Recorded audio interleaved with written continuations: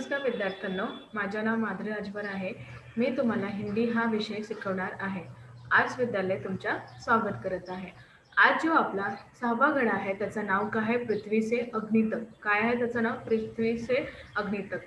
तर चला बघूया या धड्यात लेखकने काय दिलेलं आहे. पहिला आपण बघूया लेखक परिचय. लेखकचं नाव काय? डॉक्टर APJ अब्दुल कलाम हे लेखकचं नाव आहे. यांचा जन्म परिचय. जन्म 15 ऑक्टोबर 1931 रामेश्वर तमिळनाडू. मृत्यू 27 जुलाई 2015. रचनाएं अग्नि की उड़ान, छुआ आसमान आदि. परिचय. डॉक्टर अब्दुल कलाम जी ने राष्ट्रपति पद को विभूषित किया। अनमोल योगदान के लिए आपको भारत रत्न सम्मान प्राप्त हुआ है। प्रस्तुत आत्मकथा में अंश में लेखक अग्नि के प्रक्षेपण में आने वाली कठिनाइयां वैज्ञानिकों के अथक परिश्रम को बताया है। यहाँ पे लेखकने यातून अग्नीचे प्रक्षेपण आहे त्यातून किती कठीण परिश्रम केले आहे या वैज्ञानिक लोकांना हे दिले आहे. तर चला बघूया.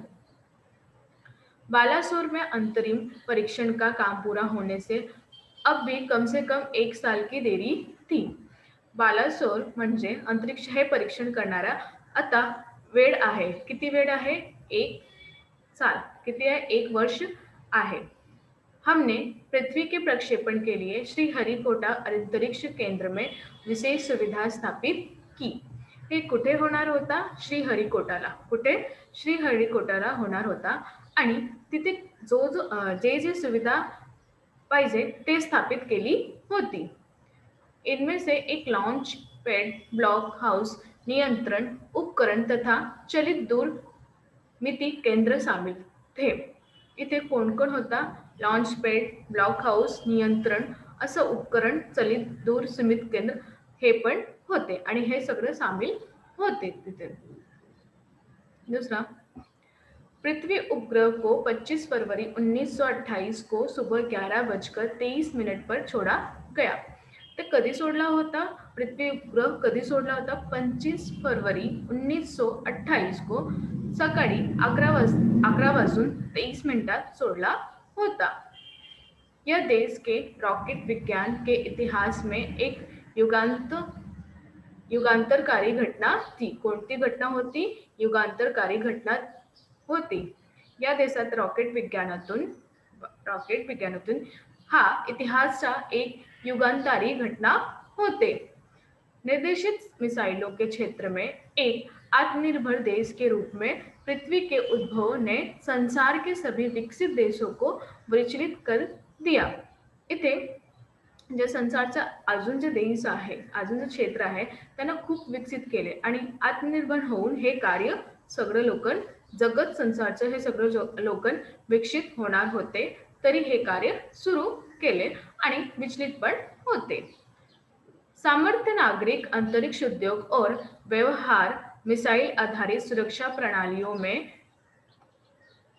भारत को चुनिंदा राष्ट्रों के समूह में पहुंचा दिया. आणि हे जे झाले त्याच्यावर काय झाले की भारतला राष्ट्रला एक संपूर्ण चुनिंदा समूह में पहुंचा दिया. तिथे ठेवला आणि भारतला काही चुनिंदा राष्ट्र समूह म्हणजे दल असा राष्ट्र पहुंचावन दिला. लेकिन क्या एक पृथ्वी ही पर्याप्त होगा? फक्त हे पृथ्वी ही पर्याप्त झालं असं होणार होता का? नाही. चला आणखी बघूया. क्या 4-5 मिसाइल प्राणियों का स्वदेशी विकास हमें पर्याप्त रूप से ताकतवर बना पाएगा? इथे काय म्हणले आहे की फक्त 4-5 मिसाइल जे आहे त्यांना स्वदेशी जे विकास आहे जे स्वदेशी त्यांना फक्त 4-5 मिसाइल हे अंतर शक्तिशाली बनवू शकतं का असा त्यांना विचार केले. कळलं तुम्हाला? उसी समय अग्नि को एक टेक्नोलॉजी प्रदर्शन परियोजना के रूप में विकसित किया जा रहा था. त्याच वेळी अग्निला टेक्नॉलॉजी प्रदर्शन परियोजना हातून विकसित केला जाणार होता. देश के भीतर उपलब्ध समस्त संसाधनों को दाव पर लगाकर यही एक उत्तर था. त्यातून जे देश आहे, जे राष्ट्र आहे, त्यातून त्यांना दावला लागले होते. का? कारण की खूप समस्त जे संसाधन होतं त्याच्याकडे नाही असणार होतं म्हणून. अग्नि टीम में 500 से अधिक वैज्ञानिक थे और इन विशाल प्रक्षेपणों में अनेक संगठनों का नेटवर्क बनाया गया था. आणि वैज्ञानिक जो होता, जे अग्नि टीमचे वैज्ञानिक होता ते किती होते? 500. किती होते? 500 वैज्ञानिक होते आणि त्यातून जे संघटक नेटवर्क होता त्या बनवू होतं. अग्नि का प्रक्षेपण 20 अप्रैल 1989 को निर्धारित किया गया. कधी निर्धारित गेला होता? 1989.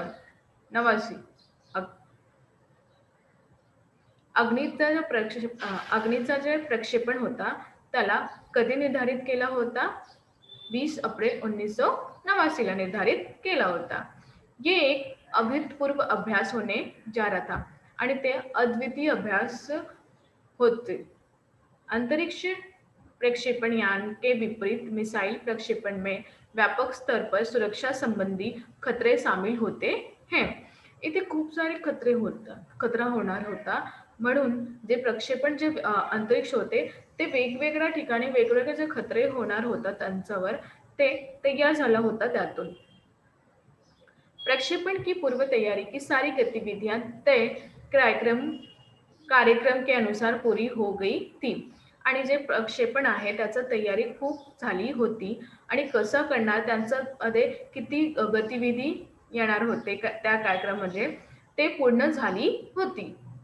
जिस समय हम T14 सेकंड पर थे, कंप्यूटर ने संकेत दिया कि उपकरणों में से कोई एक ठीक से काम नहीं कर रहा है. आणि 14 सेकंड म्हणजे हा कम्प्युटरने संकेत दिला की कोणी एक आहे जे काम नाही करत आहे. इसे तुरंत सुधार लिया गया आणि त्याच वेळी त्याला सुधार केली जाईल. इस बीच निचली रेंज केंद्र ने होल्ड के लिए कहा.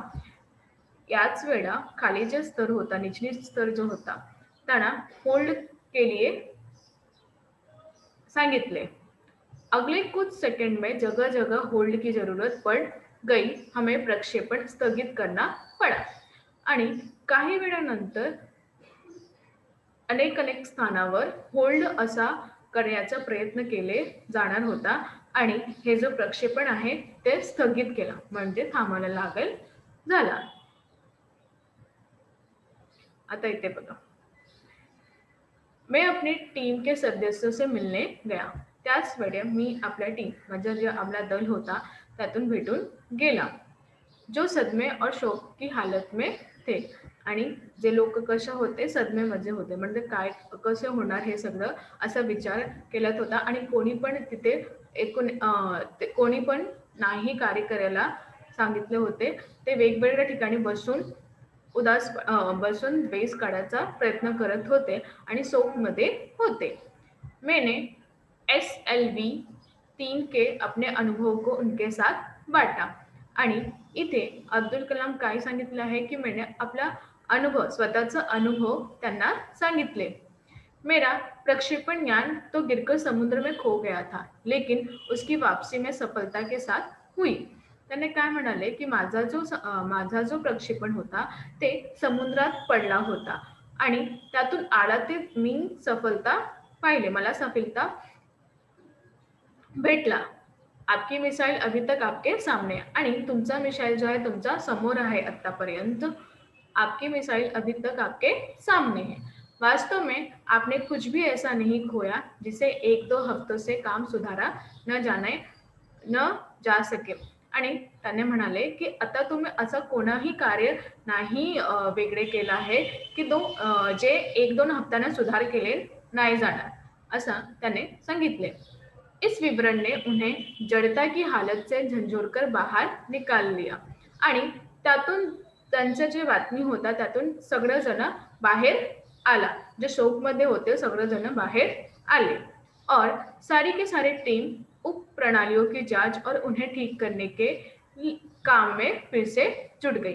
आणि त्याच वेळी जे सगळे लोक शोकमध्ये होते त्यांनी उठून सरळ कार्य करायला सुरुवात केली. अगले दिन तक दिन रात चले विस्तृत विश्लेषण के बाद हमारे वैज्ञानिकों ने मिसाइल को 1 मई 1989 को प्रक्षेपण के लिए तैयार कर लिया. आणि त्याच वेळी त्याने सगळं उठले आणि दिन आणि रात मतलब सकाळी आणि रात्री ह्यापासून कार्य केलेला सुरुवात केले.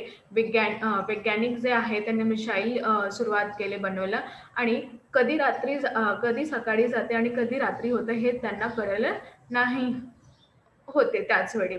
तर 1 मई 1989 आणि 1 मई 1989 ला हा प्रक्षेपण किंवा तैयार झाला. लेकिन स्वचालित कंप्यूटर जांच अवधि के दौरान टी 10 सेकंड पर एक होल्ड का संकेत दिखाई पड़ा. आणि त्याच वेळी कम्प्युटर जांचमधून असा अवधी तयार झाला टी 10 सेकंड पर होल्ड असा संकेत दाखवला जाणार. प्रक्षेपण फिर एक बार स्थगित करना पड़ा आणि त्याच वेळी प्रक्षेपण जो होता त्या थांबवला जाणार. रॉकेट विज्ञान के क्षेत्र में इस तरह की चीजें बहुत आम है आणि रॉकेट या स्थानावर हे एक चीजे जे आहे हे कार्य जो आहे हे आम बात आहे. मतलब की बघा, रॉकेट विज्ञान के क्षेत्र में इस तरह की चीजें बहुत ही आम है और अक्सर अन्य देशों में भी होती रहती है. या लेखक जे अब्दुल कलाम आहे त्या म्हटले की या जो कार्य आहे या करायचं हे एक फक्त आम चीज आहे आणि हे अन्य देश मतलब वेगवेगळ्या देशावर पण होती जाईल. मैंने DRDL RCI परिवार के 2000 से भी अधिक सदस्यों को संबोधित किया. आणि इथे लेखक काय म्हणाले की RDL आणि RCI यांचा जो कुटुंब होता यांचा जो परिवार होता ते 2000 आणि यांचा जो अधिक 2000 चे अधिक जे सदस्य आहे जे लोक आहे त्यांना संबोधित केले मी. बहुत मुश्किल से ही कभी किसी प्रयोगशाला या RD&D के संस्थान को देश में पहली बार अग्नि जैसी प्रणाली विकसित करने का अवसर मिलता है. आणि असं खूप प्रयत्न करणार बद्दल हे प्रयोगशाला जो आहे R&D संस्थान असा पहिला वेळा अग्नि जैसा प्रणाली विकसित करणारा अवसर मला भेटला. ये महान अवसर हमें दिया गया. हे महान अवसर आम्हाला दिले. स्वाभाविक रूप से बड़े अवसर अपने साथ बरोबर की चुनौतियां लेकर आते. आणि हे स्वाभाविक आहे. जे अवसर आम्हाला भेटला होता तो खूप मोठा होता आणि त्यांचा चुनौती पण खूप मोठा होता आणि ते आमच्या समोर आला होता. हमें हिम्मत नहीं हारनी चाहिए. आम्हाला हिम्मत नाही हारायचं होते. समस्याओं को हमें हराने का मौका नहीं देना चाहिए. आणि जे कठीण वेळ होता त्यांना आपल्याला हरवल्याचा मौका नाही देणार आहे आणि नको आम्ही देऊ असा लेखक ने सांगितले आहे. देश को हमने सफलता से कम कुछ भी पाने का अधिकार नहीं है.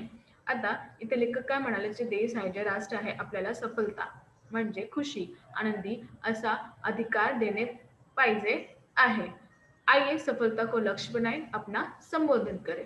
आणि तिथे लेखक सांगितले आहे की आपल्याला सफल होण्याचा प्रयत्न केलेला पाहिजे आणि लक्ष्यवर एकत्रित ध्यान केलेला पाहिजे. हा आपला संबोधन आहे.